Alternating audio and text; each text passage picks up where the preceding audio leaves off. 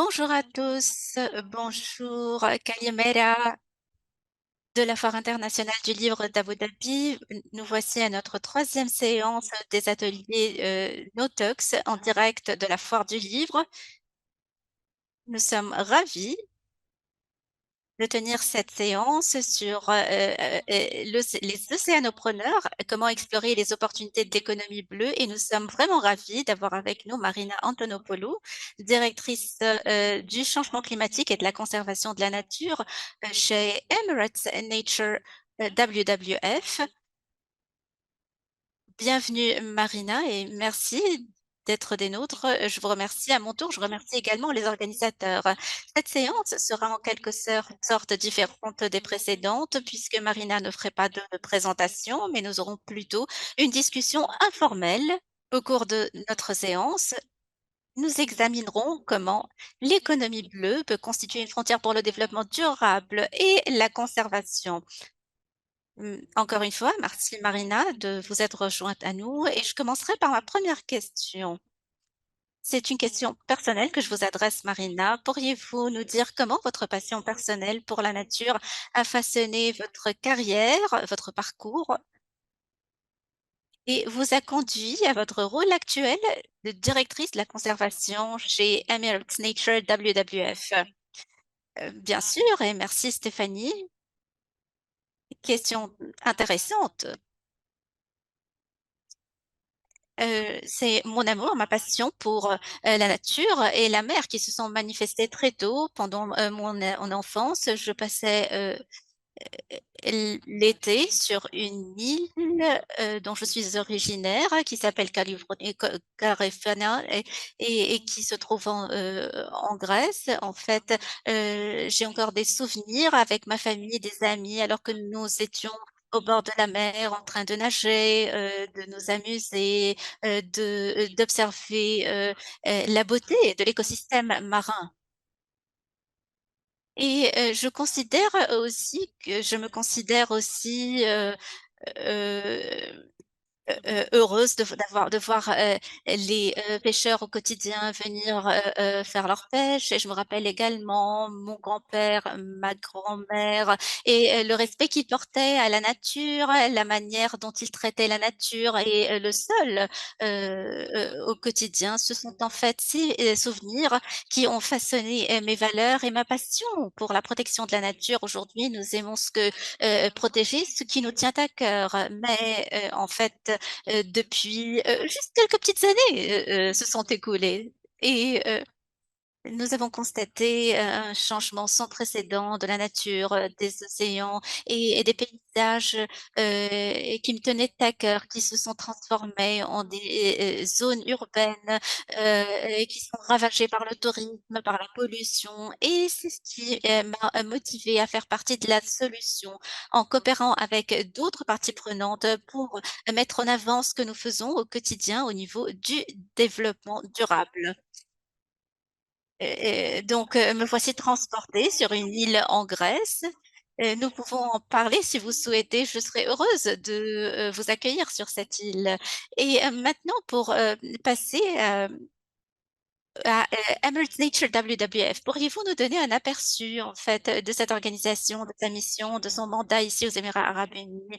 Et en fait, nous avons eu un partenariat avec WWF et nous sommes une organisation à but non lucratif basée aux Émirats arabes unis et dans le même temps, nous sommes associés, au, Fonds, mondial, pour la nature qui représente, des centaines de pays de par le monde. Notre, mission est en fait un mandat local pour, promouvoir, la durabilité et le développement durable, aux Émirats arabes unis et nous explorons également les meilleures pratiques et nous partageons notre savoir avec, les collègues de par le monde puisque nous partageons la même vision, même aux Émirats arabes unis.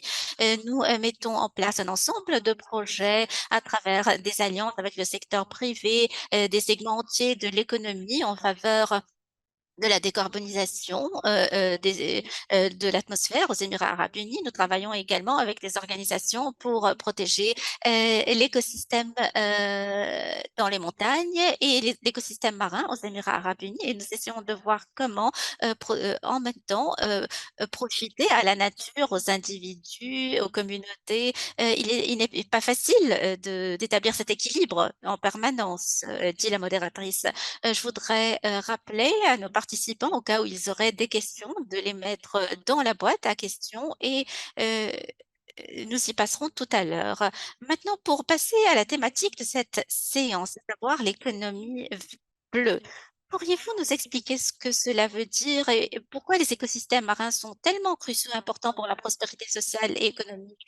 Sûrement, ça pourrait constituer une surprise pour beaucoup d'entre nous, le fait de, rassembler l'économie bleue, la société, l'économie, parce que normalement, lorsqu'il s'agit, de croissance économique, nous n'accordons pas la priorité à la nature, mais nous réalisons de plus en plus aujourd'hui que la nature nous offre des services, écosystémiques. Un rapport récent du Forum économique, mondial et qui estime que la moitié du PIB mondial est attribué à la nature, parce que nous avons besoin de, ressources, pour, l'agriculture et notamment, la pêche qui constitue en fait un secteur primordial pour, la durabilité et le développement durable puisque des millions, de personnes, dépendent des pêches pour leur survie et également, nous comptons, nous dépendons, des océans pour le transport, maritime, pour le transport de nos biens et services, en matière de tourisme et de tourisme côtier qui est un secteur, florissant et prospère à l'échelle mondiale, y compris aux Émirats et nous constatons que différents secteurs économiques qui émergent et qui dépendent en fait des océans, tels que, l'énergie offshore, l'exploitation, minière, gazière, pétrolière et également, la production de produits pharmaceutiques, à travers des algues, la flore, cachée, dans le fond marin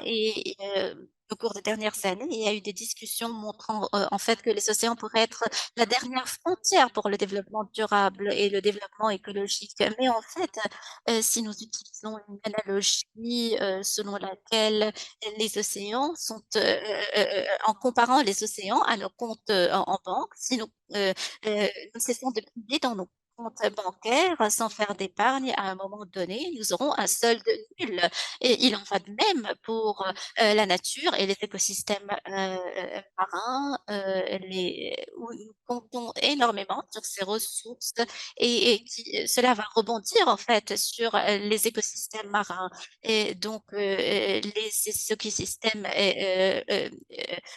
marins ne semblent pas très sains et salubres et cela va se, répercuter sur nous à l'avenir. Je vous remercie d'avoir, mis en avant les différents secteurs affectés par l'importance de protéger les océans et par l'économie bleue. Heu, Selon vous, pourquoi est-il impératif de passer à un modèle économique durable, notamment dans le contexte de la conservation marine et de l'économie bleue? C'est une question vraiment critique et importante, j'ajouterais économie, durable bleue, au titre de la séance pour les raisons que je viens d'évoquer. Nous finissons par comprendre que notre économie et l'économie bleue dépend, de la salubrité des océans. Cela ne fait nul doute. De même, les océans sont notre premier allié lorsqu'il s'agit de changement, climatique puisqu'ils absorbent, le tiers des émissions de gaz à effet de serre et ce grâce aux écosystèmes marins et aux océans également. Les océans, sont également une frontière puisque, énormément de tempêtes, touchent des régions dans le monde et donc les océans peuvent, protéger en fait, l'infrastructure, côtière et des cités entières, contre les tempêtes, contre les intempéries, les changements climatiques, d'où l'importance des écosystèmes marins et océaniques pour notre bien-être et dans le même temps, en fait, ces événements, climatiques, sont d'une envergure, sans précédent. Les, statistiques montrent, que 8 millions, par exemple, de déchets, ou milliards de déchets sont déversés dans les océans chaque année et il y a la surpêche, il y a une surexploitation des ressources marines et que nous perdons, en fait, nos écosystèmes marins. Nous perdons notre bataille face au changement climatique et ce qui fait, la durabilité de notre économie. Heu, évidemment, nous avons besoin de directives pour assurer notre développement durable et nous avons développé un ensemble de, valeurs pour définir et de définitions pour définir, ce que nous entendons par développement durable et nous travaillons également avec, le PNUE, avec les, décideurs politiques, heu nous essayons de savoir qui fait quoi et d'attribuer les responsabilités, pour, passer vers un modèle plus durable en termes d'économie et d'économie bleue. C'est génial que vous ayez mentionné votre partenariat avec le PNUE. En effet, les partenariats sont très importants pour motiver le changement et pour savoir où nous nous dirigeons. Nous recevons déjà, toute une myriade de questions. Il me reste simplement 2 questions et puis nous passerons aux questions des participants.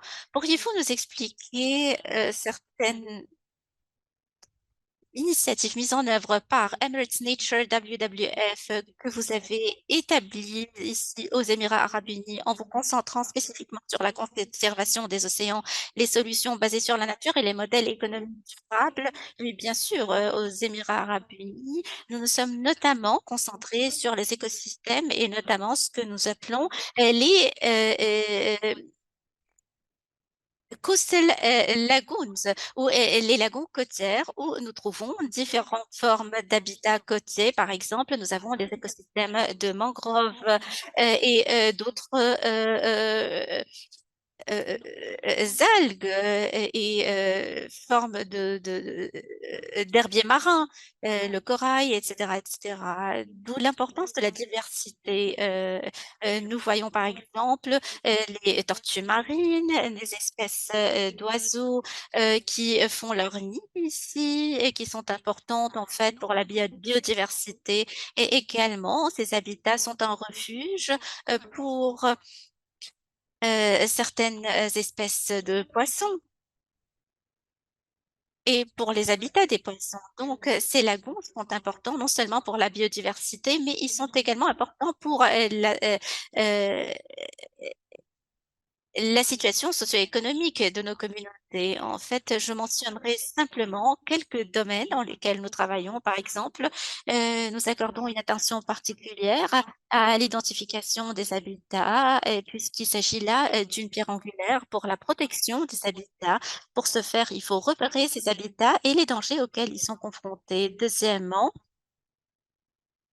nous avons mené de nombreuses études qui cherchent à définir et à quantifier, les avantages économiques, en fait, de la protection de ces écosystèmes. Récemment, nous avons publié un rapport qui est une sorte d'évaluation, des, lagons, côtiers et qui nous montre que ces habitats, notamment les espèces de mangroves, permettent d'absorber, de séquestrer les émissions de dioxyde de carbone et nous avons essayé d'évaluer la quantité absorbée de dioxyde de carbone et nous avons constaté que 180 km² permettent de stocker, 9 000, heu, mètres cubes de dioxyde de carbone. Les écosystèmes, du carbone bleu peuvent être en fait nos alliés lorsqu'il s'agit de développement durable et les Émirats arabes unis, cherchent à réduire leurs émissions et cela peut servir d'allié à l'avenir. Nous avons également mené d'autres études pour voir comment est-ce que les pêches dépendent, des écosystèmes, durables et autres. J'aimerais également mentionner une troisième dimension, à savoir que, ces informations concernant, les habitats et leur situation sont très importantes pour nous, pour travailler avec nos partenaires, les gouvernements locaux, les communautés et et notamment les entreprises et les entrepreneurs locaux. Nous voyons comment nous pouvons, les mettre en réseau pour, trouver des, solutions et pour, servir la biodiversité. Nous avons 2 exemples. Nous travaillons sur l'écosystème avec, le gouvernement pour mener un projet pilote et pour voir comment ce modèle d'écotourisme peut soutenir, les emplois locaux, les entrepreneurs locaux, mais également, heu, être profitable à l'écosystème des Émirats arabes unis. Heu Nous avons également des plans côtiers aux Émirats arabes unis qui peuvent avoir une, grande valeur, au niveau de la consommation. Nous n'avons pas beaucoup de demandes jusqu'alors. Nous essayons de développer, des études pour voir comment améliorer ces plans, qui sont d'une importance primordiale aux Émirats arabes unis et comment établir une chaîne de valeur avec la production, l'offre, la demande pour générer davantage de revenus pour nos communautés locales. Ce sont quelques exemples de ce que nous faisons sur le terrain en ce qui concerne les écosystèmes côtiers et les océans et très bientôt nous allons publier des rapports. Je vous invite à prendre, connaissance de ces rapports. Tous ces projets importants que vous mentionnez supposent, un financement comme, je peux l'imaginer. Quel rôle voyez-vous pour les secteurs de financement public, privé et mixte dans la promotion de ces modèles économiques durables et l'intensification des efforts de conservation en général et aux Émirats arabes unis en particulier? Lorsque vous parlez de financement, tout le monde en fait commence à être très attentif puisque c'est le principal catalyseur, de l'économie et également pour, la durabilité. La bonne nouvelle, c'est que, nous voyons, une croissance exponentielle, de la croissance et des investissements, qui vont vers le développement durable, les énergies renouvelables, la transition, vers l'énergie renouvelable et autres. Évidemment, il nous faut beaucoup d'investissements et de financement pour réaliser nos objectifs. Toutefois, heu les investissements en faveur des écosystèmes côtiers et océaniques, n'augmentent pas, selon la même mesure. Nous avons besoin davantage d'investissements en la matière. Donc, le défi qui se pose à nous, c'est que nous commençons à comprendre la valeur économique des océans, mais cela ne se reflète pas nécessairement et ne se traduit pas nécessairement par des, chiffres, par une tarification sur le marché pour établir des modèles, d'entreprise, assez solides, motivés par des capitaux privés. Vous avez parlé tout à l'heure de financement mixte qui peut en fait, être une solution potentielle. Nous avons toute une trousse d'outils à mettre en œuvre et en vue de, regrouper toutes les formes de capitaux comme vous l'avez dit. Nous avons le financement public de la part du gouvernement, de la part, du, PNUD, mais également, des investissements et le financement de la part d'organisations philanthropiques. Heu, Ces financements mixtes, peuvent nous aider à développer nos projets en termes d'innovation, à faire des recherches et de travailler au niveau de du développement à travers des partenariats qui n'existaient pas dans le passé. En fait, l'oratrice part à une vitesse vertigineuse. D'où le besoin de recueillir toute une panoplie de données. Nous avons des programmes pilotes, heu heu, en ce qui concerne, les, habitats côtiers. Nous consentons des efforts énormes pour, analyser différents domaines et en fait, cela n'est pas nécessairement financé par le secteur, privé, mais plutôt par, des entreprises philanthropiques et soutenues par HSBC, en attendant d'attirer davantage, de parties prenantes et d'acteurs du secteur privé. Je serais ravie d'en discuter davantage avec les participants, et bonne chance. Je vous souhaite, bonne chance pour, obtenir davantage d'investissements et de financement.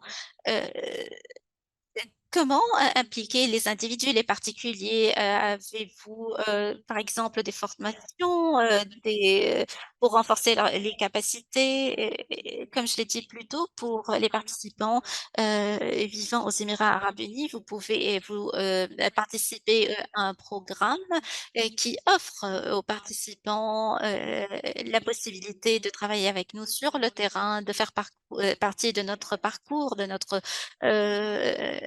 voyage ensemble.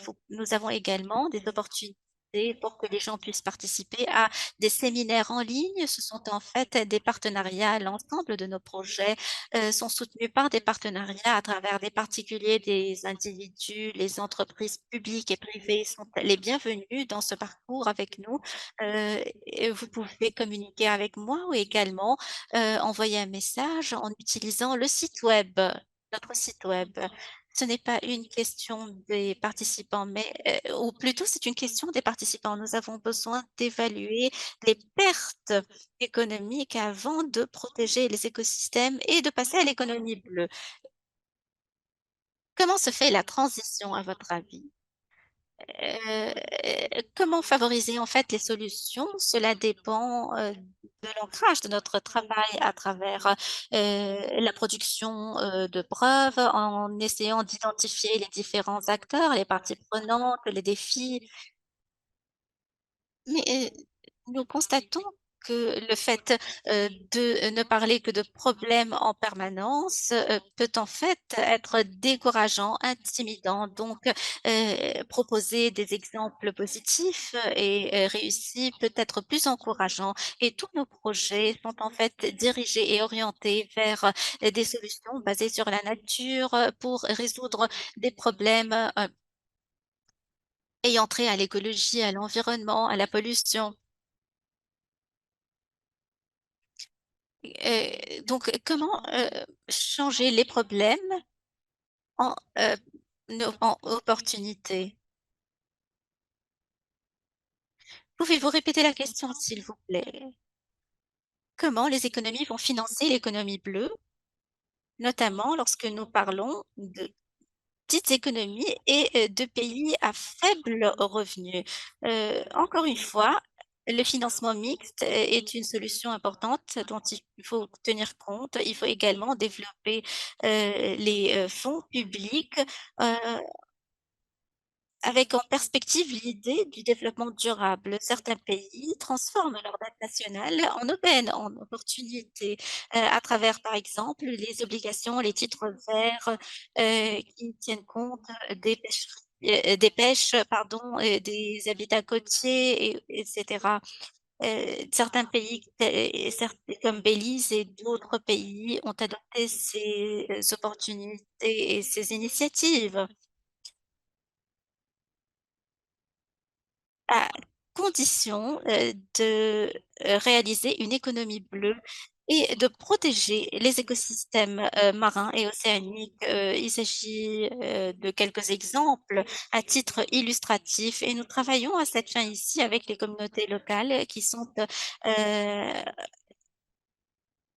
les principaux, moteurs de changement et les premiers à constater le changement. Oui, en fait, les solutions doivent, être mises en œuvre au niveau local et adaptées au niveau local et c'est au cœur du mandat de Emirates Nature WWF, à savoir la localisation. Je ne vais pas me hasarder et parler de cela parce que vous, vous travaillez déjà dessus. Comment est-ce que, les citoyens contribuent au renforcement de cette économie durable, cette économie bleue durable? Les domaines de travail sont énormes, jour après jour, nous changeons notre comportement, notre mentalité, nous nous adaptons à des produits plus, durables, nous posons beaucoup de questions, nous apprenons beaucoup. La sensibilisation est très importante pour changer le comportement et également nous, heu plaidons au sein de notre entreprise en faveur de la durabilité, pour, changer la mentalité mais cela dépend également du pays dans lequel vous vivez. Il y a des groupes très actifs sur le terrain. Il y a également, par exemple, des, individus qui soutiennent les entreprises et les organisations chez nous. Donc une fois que vous êtes, que vous avez cette, expérience sur le terrain, que vous êtes ancré sur le terrain, vous pourrez avancer. Et cela me ramène à la question que vous m'avez posée en ce qui concerne ma passion, mon enthousiasme pour la nature. Nombreux sont en fait les personnes qui partagent la même passion pour la nature et automatiquement nous pouvons devenir en fait des champions en fait. Très rapidement, j'ai les questions de ceci ou cela. En matière de conservation des océans, donneriez-vous la priorité au changement climatique ou à l'engagement communautaire? Je dirais les 2. Je ne choisirais pas l'une ou l'autre. L'engagement communautaire est très important parce que la communauté est en fait, à l'avant-garde et met en place différentes activités, mais également les politiques sont très importantes parce que, elles peuvent en fait apporter des motivations, ils peuvent, servir de, facilitateurs, de catalyseurs pour la mise en œuvre effective des projets sur le terrain. Je dirais que nous avons besoin des 2 en même temps. En termes de financement, voyez-vous plus de potentiel dans les subventions publiques ou les investissements privés pour les projets durables? Donc, traditionnellement, ça a été le rôle du gouvernement de financer, la durabilité des océans, mais sur le long terme, nous ne pourrons pas continuer, comme, nous travaillons actuellement parce que cela suppose, énormément de capitaux et d'investissements. Donc il faut voir comment rapprocher le secteur privé pour financer ces projets.